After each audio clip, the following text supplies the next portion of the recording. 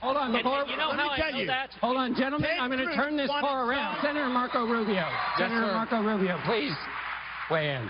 On anything I want? Oh, I thought you had. Well, let me talk about poverty. I thought you had a point. No, I do. You mentioned that was me, and that's something that's important. I think that was me that had it. You're on the on-deck circle, sir. Governor Kasich, would you weigh in on? Governor Kasich, please weigh in. I got to tell you, this is just crazy, huh? This is just nuts, okay? Jeez, oh, man. I'm sorry, John. Wait, why is it nuts? Talk about it. As Governor Kasich said, geez, oh, man. Things got pretty intense at the GOP debate last night in South Carolina. How did the moderators do, and what about the audience? They were pretty loud, too. Here to tell us, host of MediaBuzz, Howard Kurtz. Great to see you, Howie. Before you get into grading the moderators, the audience, I don't remember audiences participating to this degree in previous debates.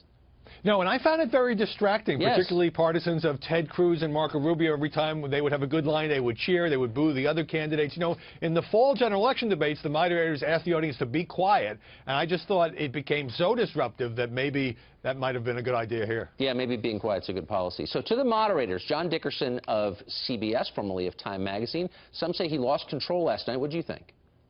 I'm going to give him an A. I thought he did a good job, particularly a guy who came to television late in life, unlike his mother, the trailblazing CBS correspondent Nancy Dickerson. There were a couple of times when Trump and Cruz were going at it, when Trump and Jeb were going at it, when it threatened to spin out of control. But you don't want to artificially cut that off. What Dickerson did well with his team was to find new angles and new information. I mean, after all, these guys have all been interviewed, you know, 1.5 million times. For instance, when Dickerson asked about, he dug up an old quote from 2008 in which Trump had said, spoken sympathetically of the impeachment of George W. Bush. That led to a fiery exchange between Bush and Trump and was helped push things in a new direction.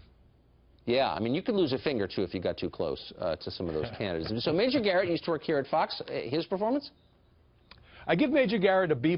It was his job to sort of get into the weeds a little bit on policy specifics. For example, was Ted Cruz's flat tax really more of a VAT tax? Thought he did a good job. It was less scintillating television, but it added a nice layer of substance while Dickerson was asking questions that were going to often create some fireworks. Major Garrett drilled down on exactly what these guys are proposing and whether they could defend it. And finally, Kimberly Strassel of the Wall Street Journal. What do you think? I give her a B in part because she didn't get many chances. I'm not crazy about the RNC forcing these news organizations to take on a token conservative, but if you're going to put somebody on, give them more of a chance. I think Kim Strassel did provide an important conservative perspective, but sometimes the questions were a little bit wordy, but she had a specific role to play. I thought she did it well. She gets a B. Now, if you have someone, she's very smart, obviously, but who takes positions on specific candidates on the stage, is that uncomfortable?